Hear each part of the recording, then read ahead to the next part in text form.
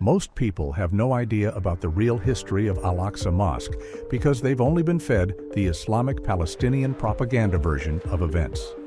They believe that Al-Aqsa has always been Islam's third holiest site, that it has belonged to Muslims since the dawn of time, and that Israel is the oppressor for merely existing near it. None of that is true. The Temple Mount in Jerusalem was the holiest site in Judaism for over 1,000 years before Islam even appeared in history. It housed the first and second Jewish temples, the center of Jewish worship and pilgrimage. When the Romans destroyed the Second Temple in 70 AD, they built pagan shrines over it, but its Jewish identity never disappeared. Fast forward to the 7th century, Islam emerges, expands through conquest, and begins hijacking Jewish and Christian sites, prophets, and narratives. At first, Jerusalem had no major significance in Islam. Muhammad never set foot there. There was no mosque. There was no pilgrimage. There was no Islamic history tied to the city.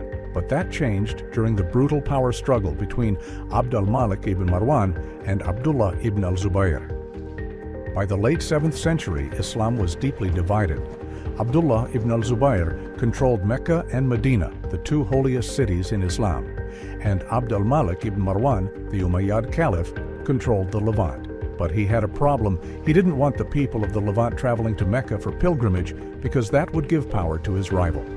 Abd al-Malik declared the Temple Mount as Al-Aqsa Mosque that was mentioned in the Quran, and he made it an alternative place of pilgrimage.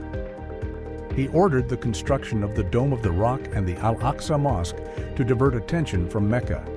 And just like that, Islam manufactured a holy site for political gain. The real Masjid al-Aqsa referred to in the Quran was not in Jerusalem, it was between Mecca and Ta'if. There was no mosque in Jerusalem at the time. There was no Islamic presence there. Yet, centuries later, after Islam had conquered the city, the Islamic narrative retroactively applied this Quranic verse to Jerusalem, again for political convenience. If Israel wanted to act like Islamic conquerors, it could have easily done to Al-Aqsa what Turkey did to the Hagia Sophia. It could have converted the mosque into the Third Temple, banned Muslim prayer on the site, erased any trace of Islamic history, as Muslims did to Christian and Jewish sites throughout history. But Israel didn't do that. Israel allows Muslims to pray there freely. Israel protects Al-Aqsa, even as it is used to spread anti-Semitic propaganda and incite violence.